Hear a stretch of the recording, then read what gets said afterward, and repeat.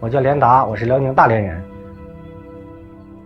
在近20年的时间里，我已经来过山西40余次，跑过了山西绝大部分的县市和许多不为人知的乡村，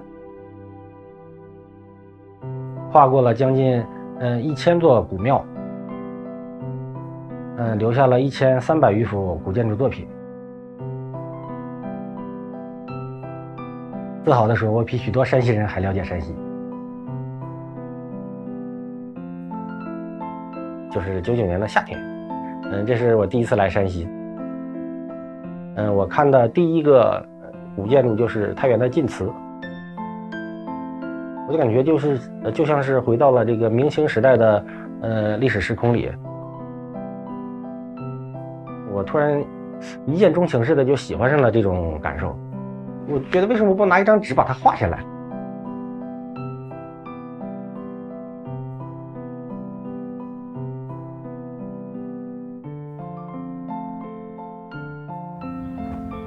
虽然没有什么美术基础，我的绝大部分作品都是争取当场1天完成，尽量找到这个庙宇能够打动人的，体现它历史沧桑感的这么一个构图，然后把它画下来。我每年春季秋季至少来山西2次，累计时间超过2个多月。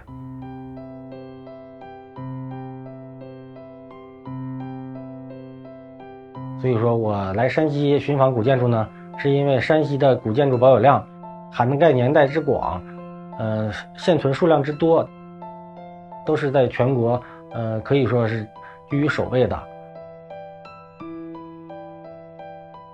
有的古建筑我去的时候，轻微的一个震动，它就会马上轰然崩塌。但是我为它画了这幅像，有可能就是他有生之年的最后一幅画像。去年的夏天，我又领教了山西的酷暑，然后这个脸上、手上始终都是湿了，晒干，又湿了，再晒干。山西的这个困难的环境里，我曾经睡过老乡废弃的房子，睡过他们没有人的寺庙，实在是找不到住的地方，我还曾经在荒野露宿过。你觉得我对我的妻子真的是歉疚很多的。我出门1个月，所有的费用是那个5000、6000这样吧，还得还贷款呢。他就曾经跟我说过，他说你放心出去，家里头有我呢。包括我有了2个女儿之后呢，我们家庭的这个重担全都由他帮我承担起来。就是因为家里经济压力大，所以说我能省则省。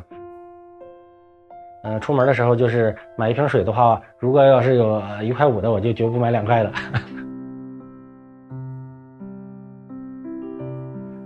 早起的时候，我背着大包徒步出发了，边走边吃2块，中午再吃2块饼。这样的一天，4块饼就顶到了傍晚。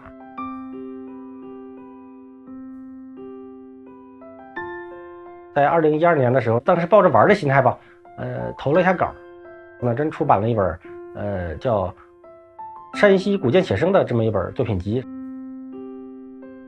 2017年的6月，我又出版了一本《寻访山西古庙》。